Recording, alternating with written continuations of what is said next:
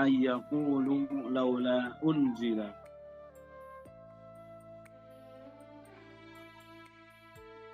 Karena kamu merasa sesat itu karena kamu khawatir mereka mengatakan laula unzila alaihi kanzun.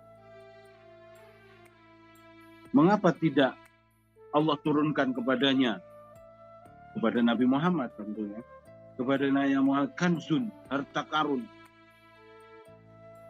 kekayaan, au ja'a ma'ahu malak, au datang bersama dia kepada Nabi Muhammad itu bukan wahyu, tapi adalah malaika, kata orang-orang kafir ini.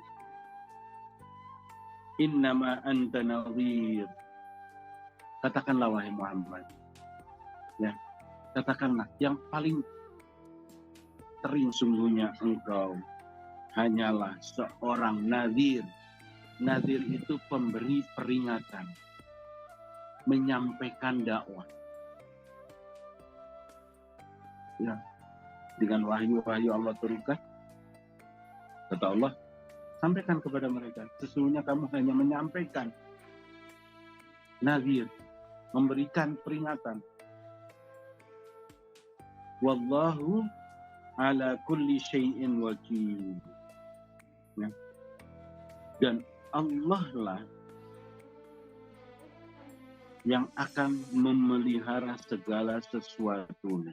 Ala kulli syai'in wakil. Allah lah yang akan menjadi wakil dari segala sesuatu. Atau Allah yang akan memelihara segala sesuatu. Jadi nggak usah merasa sesak dadanya, nggak usah merasa, jangan berpikir akan berpaling ya, bahasa kepada Nabi Muhammad sallallahu alaihi wasallam.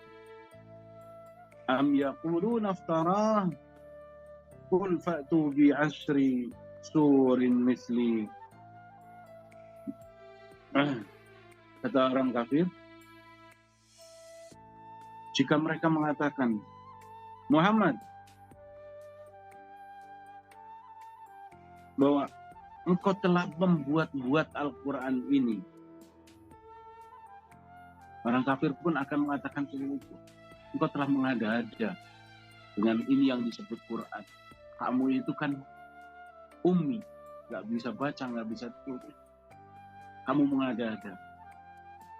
Katakanlah wahai Muhammad, Fa'tu bimisli. Kalau begitu ini, kalau memang ini aku mengada-ada, kalau memang ini bukan wahyu dari Allah, coba kamu bikin 10 deh. 10. Yang banyak sekalian. 10. Atau satu aja. Yang seperti Al-Quran ini. Satu ayat aja. Kamu bikin coba. 10. Bahasa sini, Fa'tu bi'ishri suwarin misli. Ya. Kalau gitu, maka datangkanlah 10 surat-surat. Muftarayatin wad'u man istata'tum min dunillahi in kuntum shadiqin. Yang seperti ini. Atau sekalian, kata Nabi Muhammad, panggil teman-teman kamu dari jenis setan, jenis jin, jenis hewan, apa semuanya, suruh bantu kamu bikin 10 aja. Gak usah semua surat yang ada di Al-Quran ini. Kata Allah. Kata Rasulullah, katakanlah kepada mereka, gak akan sanggup bapak-bapak. In kuntum shadiqin, jika engkau sekalian adalah orang-orang yang betul-betul orang yang benar, orang-orang yang mengatakan kepada Nabi Allah Muhammad, ini adalah, ini kamu dibuat-buat, ini kamu sihir, ini kamu itu, segala macam. Maka Allah mengatakan, coba bikin 10 aja. Gak akan sanggup. Jangankan 10 Bapak Ibu, 2 ayat saja nggak akan sanggup, apalagi 10 surat.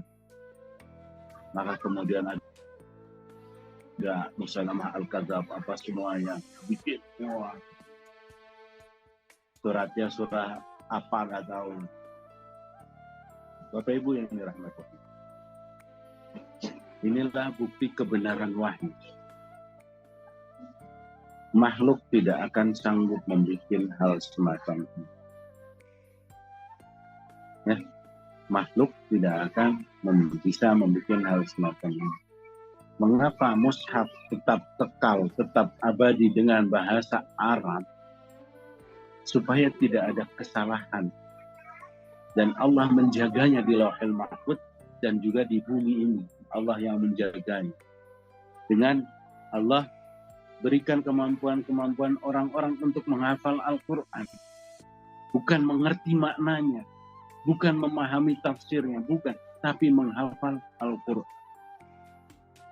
Mereka menjaganya. Maka orang menghafal Al-Quran ibaratnya orang yang sudah memegang kunci surga.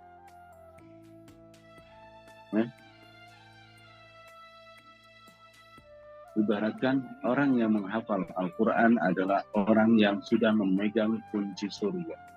Kenapa? Karena dia ikut menjaga keotentikan Al-Quran, keaslian Al-Quran, mushaf Allah. Mushaf Allah, Al-Quran ini Bapak Ibu, dari 1400 tahun yang lalu sampai hari ini belum ada perubahan satu titik pun. Bukan satu titik, mohon maaf, satu kata pun. Kalau titik sudah ada perubahan. Kenapa ada perubahan? Karena kebutuhan untuk membaca Al-Quran. Pada zaman Nabi Khalifah Umar, Khalifah Utsman, terjadilah penulisan Al-Quran yang pertama. Itu yang namanya saya bilang. Kenapa? Karena sesuatu yang belum pernah dilakukan oleh Rasulullah terjadi zamannya Sayyidina Utsman, yaitu penulisan Al-Quran. Pada zaman itu penulisan Al-Quran tidak ada titiknya Bapak Ibu. Apalagi harokatnya. Titiknya saja sudah tidak ada. Ya. Umpamanya Alif Lam Mim Dzalikal Kitabul La Raiba Fihi Hudal lil Muttaqin. Ya hanya begitu aja. Hanya huruf-huruf intinya saja. Bisa dibayangkan Bapak Ibu bagaimana cara bacanya orang pada saat itu. Tapi ingatannya sangat luar biasa. Kemudian pada zamannya Sayyidina Ali muncul titik-titik. Ketahuanlah kalau itu ba, ketahuanlah kalau itu ta atau sa.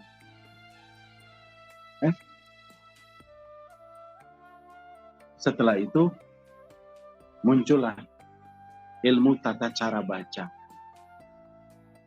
Di zamannya Sayyidina Ali. Ilmu nahwu, ilmu tajwid, tata cara baca, tapi yang masih sangat sederhana sekali. Ya. Kemudian muncullah harokat.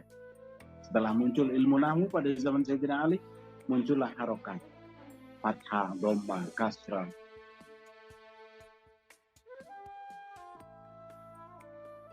Secara tulisannya, hurufnya tidak ada perubahan. Bacaannya pun tidak ada perubahan. Maka dari itu Bapak Ibu yang dirahmati Allah, Allah menjaga Al-Quran ini dalam bentuk mushaf. Mushaf itu adalah, ini disebut mushaf. Ya, Al-Quran satu geluntung disebutnya mushaf. Ini disebut mushaf.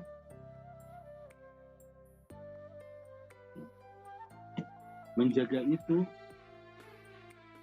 di tangan orang-orang yang hafidz Al-Quran.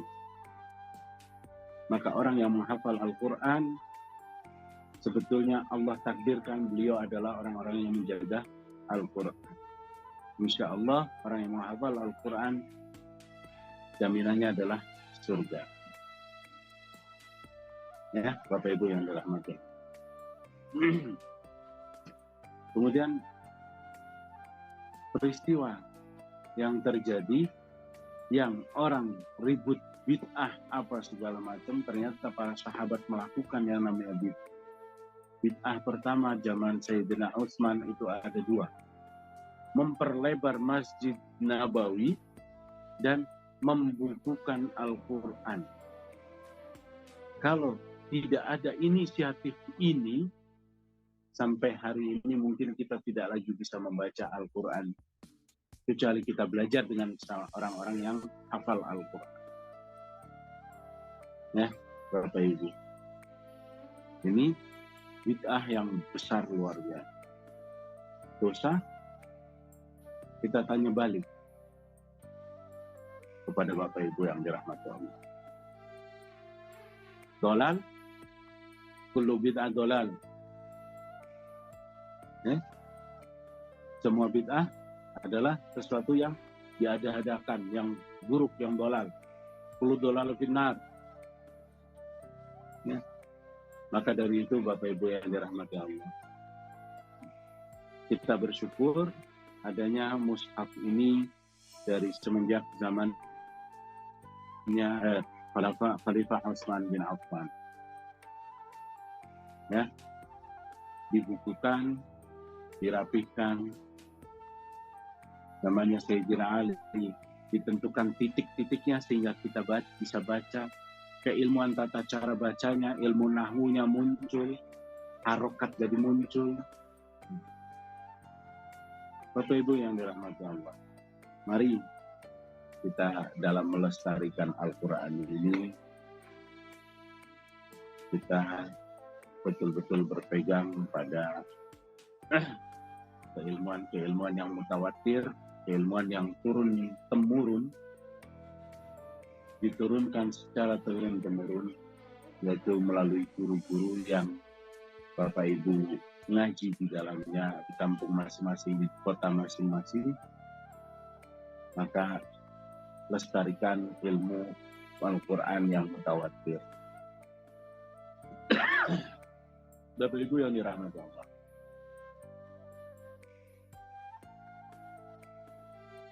sudah jam 5:13.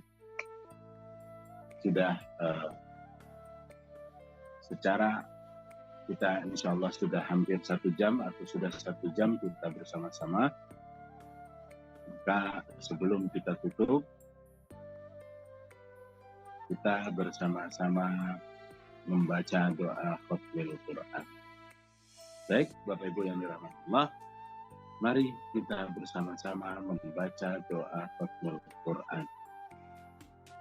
Allahumma arhamna bil Quran waj'alhu lana imama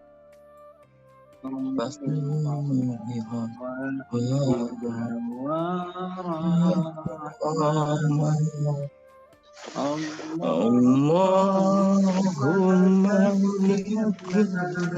min manasina wa'allimna minhu ma jahilna warzuqna tilawatahu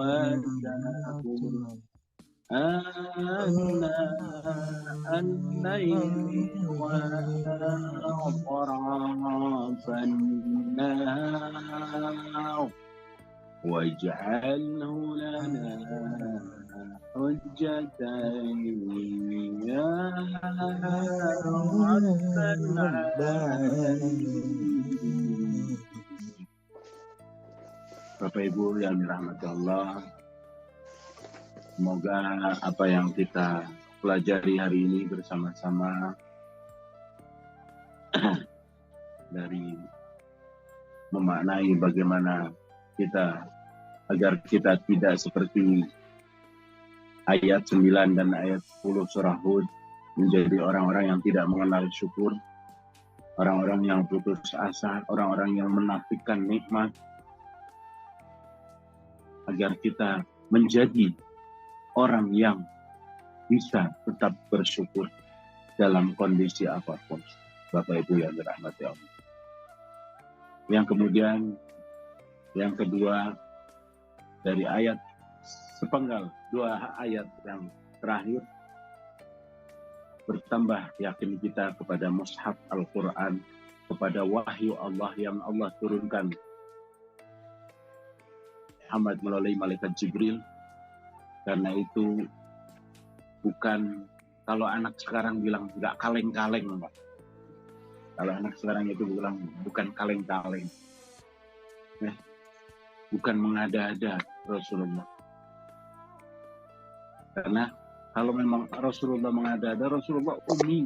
Rasulullah itu tidak bisa baca, tidak bisa tulis. Nggak mungkin Rasulullah mengada-ada. Bahkan Rasulullah mengatakan, kalau memang ini saya dibilang mengada-ada, silahkan bikin.